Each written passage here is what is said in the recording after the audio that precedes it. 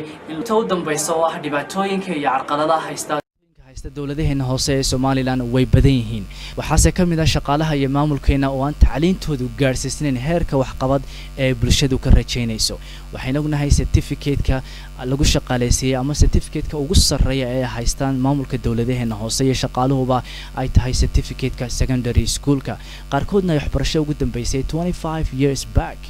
So waxaa qurux badnaan lahayd markaa in every individual, whether he or she is a member of city council, mayor, governor, executive secretary and so on, ay waxbarashadooda sii wataan heer jaamacadeed koorsooyinka public administration-ka iyo good local governance-gana ay bartaan waxaa u fududaan lahayd inay gartaan shaqadooda waxa ay tahay job description-ku waxa uu yahay iyo muhiimadda ay leedahay local government-yadu.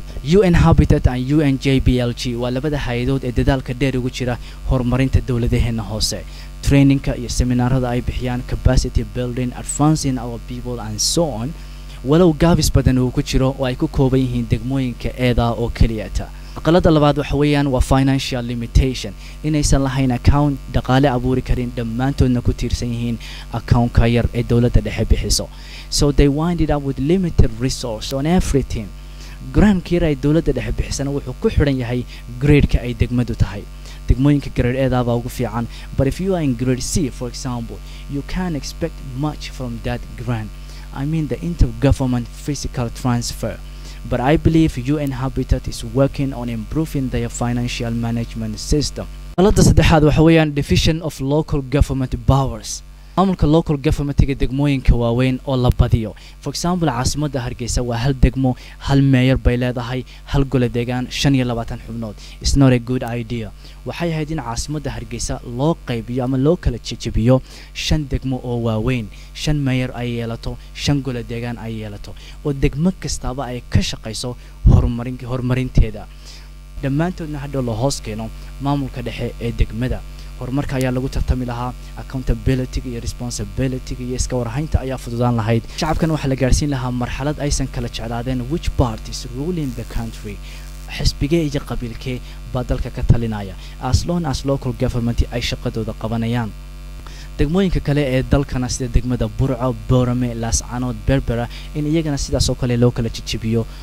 carqaladda afraad ee u dambaysa waxa weeyaan waa absence of public participation wada shaqayn la'aanta ka dhaxaysa shacabka iyo dawladaha hoose. caalamka dawladaha hoose iyo shacabku aad bay isugu xidhan yihiin iska warhayn badan baa jirta isla xisaabtan badan baa jira. innaga local government-yadeenu record fiican kuma laha bulshada dhexdeeda because they never did any major plan and success, so majority of people do not believe in them at all. haddii aad shacabka weydiiso ama dadka weydiiso waa maxay local government-yadu maxayse qabtaan qofka ugu fiican waa ka ku yiraahdaa shuur aan waxbana lagu qaban ayay magaalada ka aruuriyaan. People do not know what they are expecting from the local government and how they engage it. That's why maanta NGO-yada iyo ururada samafalka iyo ururada kale ee bulshadu ay totally ula wareegeen shaqooyinkii ay ahayd in local government-yadu ay qabtaan. About community project on education, on healthcare, on promoting peace and so on. iyaga ayaa gacanta ku haya adeegyo fara badan oo aan la soo koobi karin sida korontada magaalada, local transport-iga, iskuulaadka ay dhisayaan, wadooyinka iyo streetada oo ay hagaajiyaan iyo nadaafadda guud ee magaalooyinka qaar. bal responsibility-ga shaqaalaha dawladaha hoose waxay ku xusan yihiin in the district and regional law Article 36 number 23 of 2002 but not in the heart of the individuals. marka saamaynta ay dawladaheena hoose ay ku leeyihiin shacabku is extremely insignificant. Thank you so much.